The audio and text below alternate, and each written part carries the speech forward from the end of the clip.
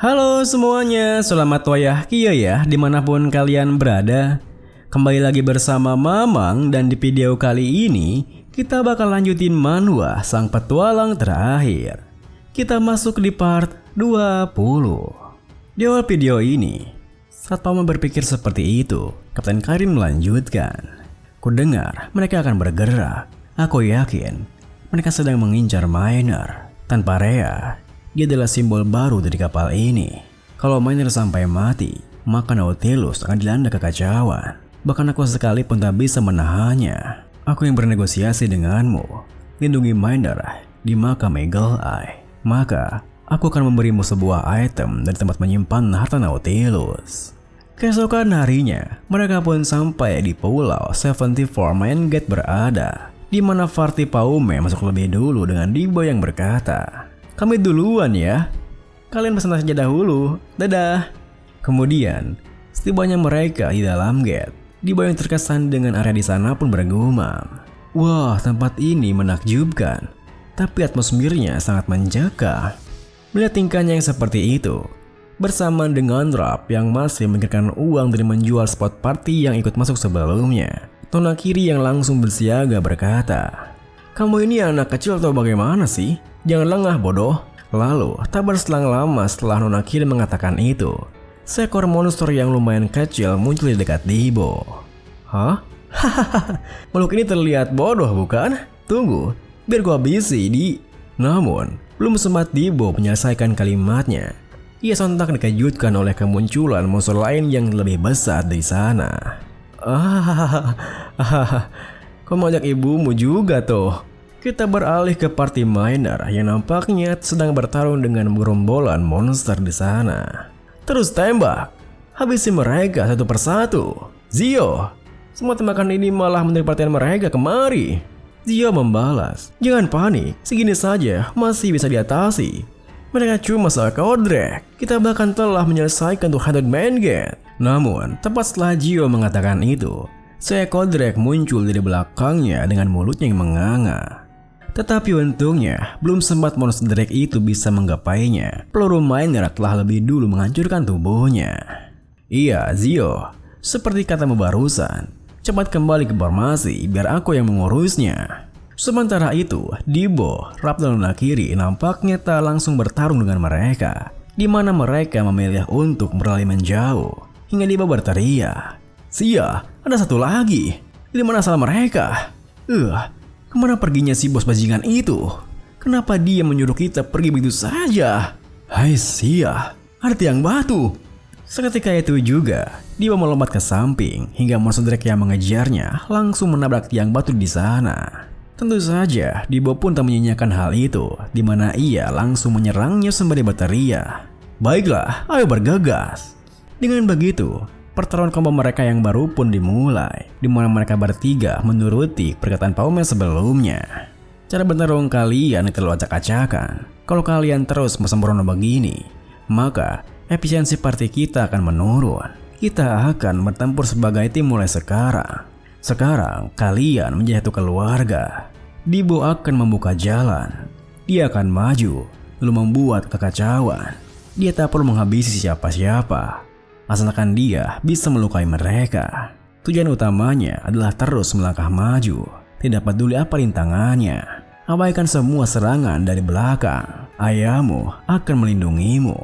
Rap, kau akan menjadi perisai Dibo. Lupakan teknik bertarungmu yang egois itu. Bertarunglah untuknya mulai sekarang. Lindungi dia bagaimanapun caranya. Jangan membangkang. Dan Kiri, peranmu itu yang paling penting. Skillmu akan membuat lawanmu tak bisa pulih dari luka bakar. Gunakan itu untuk menghabisi semua musuh yang nyawanya sudah di ujung tanduk. Orang yang paling berkembang sejak bulan kemarin adalah kau, Kiri. Kini, seperti arahan Paume, Dibo melesat maju melukai apapun yang dilewatinya. Bahkan masih ada seekor monster drag yang mengenaikan punggungnya. Rap langsung datang membackup-nya dengan berkata, "Putraku yang imut, percayakan saja semuanya pada ayahmu yang perkasa ini." Tentu saja perkataannya membuat Dibo merasa kesal. Meskipun begitu, mereka berdua tetap bertarung dengan sangat baik. Bahkan Rap tak lagi berlaku egois dan siap mengorbankan tubuhnya untuk melindungi Dibo. "Itu, nak!" Dora, aku menangkapnya. Sia, jadi ini kekuatan tambahan seorang ayah yang melindungi anaknya ya. Menarik sekali. Kemudian, di saat para monsternya sekarat, nona kiri pun langsung datang menghabisinya dengan tekniknya. Solar Slash. Wah, ternyata lebih gampang dari dugaanku. Bagus.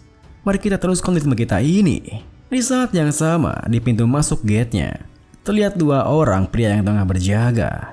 Namun mereka berdua dikejutkan dan kedatangan beberapa orang ke sana. Hah? Itu Kadra. Kenapa kalian kemari? Anggota yang dijanjikan sudah.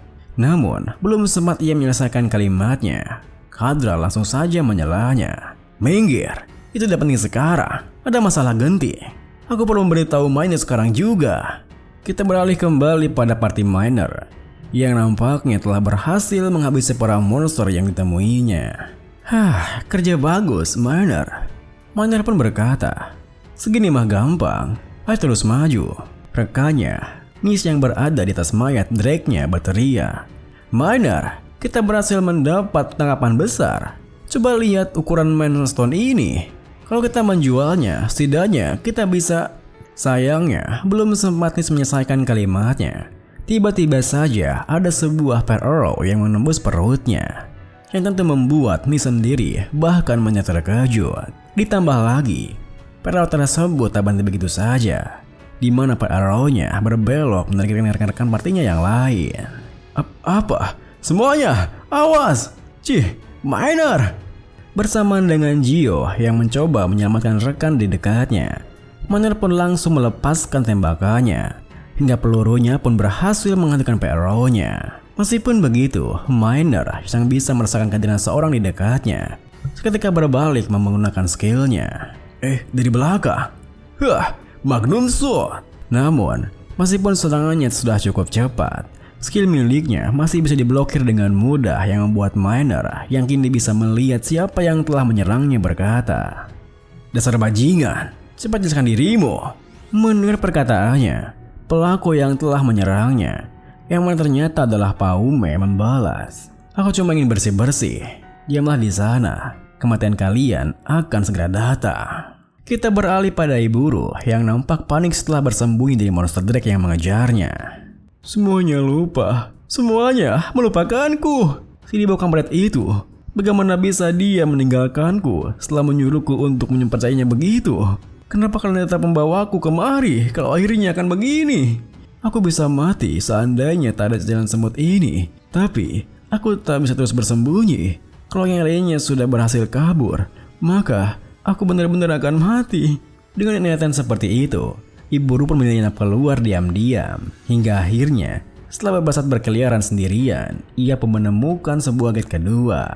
Sia, aku ini juga adventure serial kedua tahu. Aku tidak sudi mati di tempat terkutuk seperti ini. Ini gate kedua. Apa yang harus kulakukan kalau aku menunggu di sini? Namun di tengah kebingungannya, tiba-tiba saja Iburu dikejutkan dengan kemunculan seekor monster siput di belakangnya.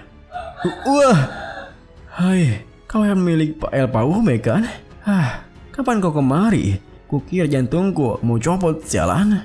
Sayangnya saat ia mengatakan itu, ia tidak sadar jika tangannya telah masuk ke dalam gate kedua di sana, hingga tubuhnya pun tertarik masuk tanpa ia kehendaki. Suara putaran angin? Iya, tadi ada gate kedua kan? Mama!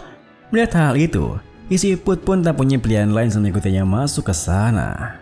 Kita beralih kembali ke Paume, di mana meski Miner meminta penjelasannya, Paume yang telah bersiap dengan pearl arrow-nya hanya terdiam di sana. Ditambah lagi, tiba-tiba saja ada sebuah tembakan datang ke arahnya, yang mana ternyata adalah perbuatan Kadra yang telah tiba di sana bersama dengan rekan-rekannya. Syukurlah, aku belum terlambat. Seketika itu juga, Miner yang merasa aneh bertanya, Kadra, bagaimana caramu masuk ke sini? Kadra yang melihat Paume berlari kabur membalas, dia masih hidup, kejar dia. Ya, Miner, sepertinya Ocoel Paume itu juga melakukan hal yang sama di 100 Man Gate sebelumnya. Kairin mengirim kita kemari setelah mengetahui identitasnya. Tentu saja perkataan Kadra membuat Miner terkejut, Hingga akhirnya ia pun bergabung untuk memburu Paume yang telah berhasil menghabisi rekan-rekan Kadral di kaburnya. Kalian ngapain sih? Dia cuma sendirian. Swiftfire. Kena kau sialan. Sayangnya perasaan kenanya itu menipu dirinya sendiri, di mana Paume yang berhasil menghindarinya langsung menyerang balik dengan skillnya, hingga mereka bertiga di sana tak bisa berkutik dan tewas seketika. Kemudian Paume yang kembali bergerak berpikir, sudah 3, masih banyak yang tersisa. Apa mereka sudah sadar? Namun saat ia berpikir seperti itu, tiba-tiba saja Miner muncul di depannya, di mana ia mengujinya dengan timah panas sembari berkata, "Kau pikir aku akan kenal jejakmu, ha?" Seketika itu juga Paume mengubah pergerakannya, di mana ia meliuk-liuk menghindari semua serangannya, hingga akhirnya ia bisa melihat sebuah titik kedua di dekatnya. Tentu saja, Kadral pun tak tinggal dia membiarkannya, di mana ia melemparkan sebuah bom sembari berteriak, "Semuanya, tiara!" Tentu saja, Gio yang melihat Miner yang masih mengejar Paume langsung berusaha menghentikannya. Namun sayangnya, Kadral lebih dulu melemparkan bomnya. Hingga di saat Paume melindungi dirinya dengan menjatuhkan sebuah batu, bomnya pun meledak di dekat Miner, yang membuat langit-langit guanya runtuh menimpa Miner di sana. "Woi, Miner! Semuanya, kemarilah cepat!" Sialan, apa Miner masih hidup? Untungnya, runtuhan itu tak sepenuhnya menimpa Miner, di mana Paume menahannya menggunakan telekinesis, hingga mereka berdua hanya terisolasi dari luar. Meskipun begitu, Miner yang terkejut setelah melihat per arrow di depan matanya, langsung saja menodongkan pistolnya berkata, apa yang terjadi? Apa? Dasar bajingan, apa yang sedang kamu lakukan? Cepatlah utarakan rencanamu sekarang juga." Paume pun membalas, "Kau sendiri, apa sudah siap mendengarnya?" Beberapa saat kemudian, di saat Gio meraih Kadral karena serangannya terlalu sembrono hingga Miner ikut terkena serangannya, tiba-tiba saja runtuhan di sana meledak. Miner, apa kau masih hidup?" Namun, alih-alih mendengar sebuah jawaban dari Miner, tiba-tiba saja sebuah per arrow melesat ke arahnya, yang membuat Gio dan Kadral melompat menghindarinya. Ditambah lagi, belum sempat Kadral bisa memahami situasinya, beberapa timah panas telah menembus tubuhnya, yang mana ditembakkan oleh Miner. Tentu saja hal itu membuat Gio terkejut. "Miner, kenapa kau?" Sayangnya, Miner sama sekali tak menjawabnya. Karena pada saat itu, Miner tengah bertanya pada Paume. Jadi, apa hasilnya? Paume yang telah mengaktifkan item di matanya membalas, "Aku menghabiskan mana gara-gara sikap keras kepalamu itu. Semua seperti dugaanku. Semua anggota baru yang masuk kemari adalah pelakunya." Mendengar hal itu, Miner menatap Gio berkata, "Gio, bawa yang lain dan cepat kabur. Ini perintah dari Kairin." Kita beralih kembali pada Iburu yang nampak tengah mengatur napasnya setelah tak sengaja masuk ke dalam gate kedua di sana. Aku tidak sengaja masuk. Sekarang, aku harus menunggu sampai yang lainnya juga ikut masuk kemari. Sepertinya gate kedua juga berbentuk gua. Kalau begitu, apa mereka juga ada di sini? Itu orang? Ada orang kan? Hei, tunggu!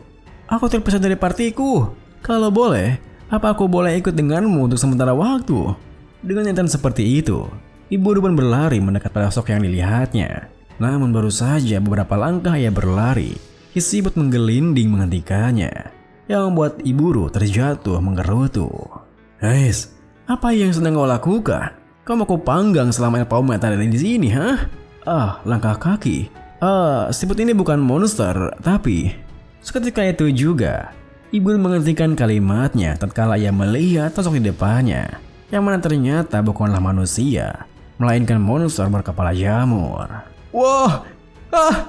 Sementara itu, Gio nampaknya terkejut dengan keputusan Miner yang menyuruhnya kabur. Ditambah lagi, Miner juga menggunakan kalung yang sangat ia kenali.